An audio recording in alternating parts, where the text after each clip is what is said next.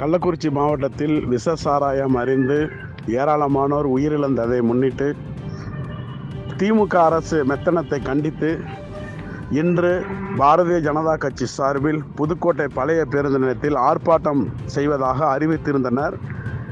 அதற்கு முன்பாக பழைய பேருந்து நிலையம் முன்பு கட்சி கொடிகளை கட்டி வைத்திருந்த நிலையில் காவல்துறையினர் அங்கு நேரடியாக சென்று ஆர்ப்பாட்டத்திற்கு அனுமதி வழங்க மறுத்துள்ளதாக இந்த கொடிகளை அகற்றுவோம் என்று கொடிகளை அகற்றினார்கள்.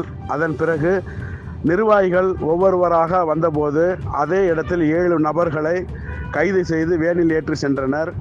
இந்த கைது நடவடிக்கையை மாவட்ட நிர்வாகத்திற்கு தகவல் தெரிவித்தவுடன் மாவட்ட பாரதிய ஜனதா கட்சி அலுவலகத்தில் 100க்கும் மேற்பட்டோர் மாவட்ட தலைவர் விஜயகுமார் மற்றும் மாவட்ட பொருளாளர் முருகானந்தம் ஆகியோர் தலைமையில் அங்கு இருந்து ஊர்வலமாக புறப்பட்டு சென்றனர். அப்போது டிஎஸ்பி ராகவி தலைமையில் நகர காவல்துறை ஆய்வாளர் மருது ஆகியோர் முன்னிலையில் சுமார் 50க்கும் மேற்பட்ட காவல்துறையினர் ஊர்வலமாக சென்றவர்களை போய் தடுத்து நிறுத்தினர்.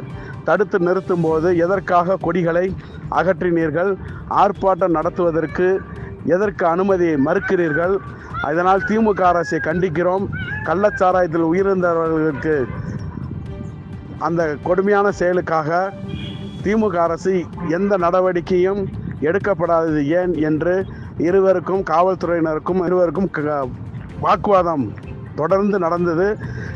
சிறிது நேரம் கழித்து தள்ளுமுள்ளும் நடைபெற்றது.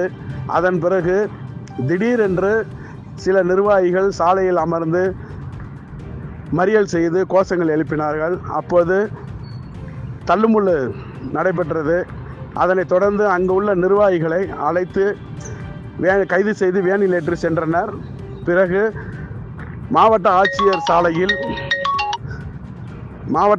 சாலையில் மற்றொரு நிர்வாகிகள் சுமார் 50க்கும் மேற்பட்டோர் மகளிர் அணியினர் கோஷங்கள் எழுப்பியவாறு ஊர்வலமாக சென்றனர். அவர்களையும் தடுத்து நிறுத்தி வேனில் கைது செய்து ஏற்றி சென்றனர்.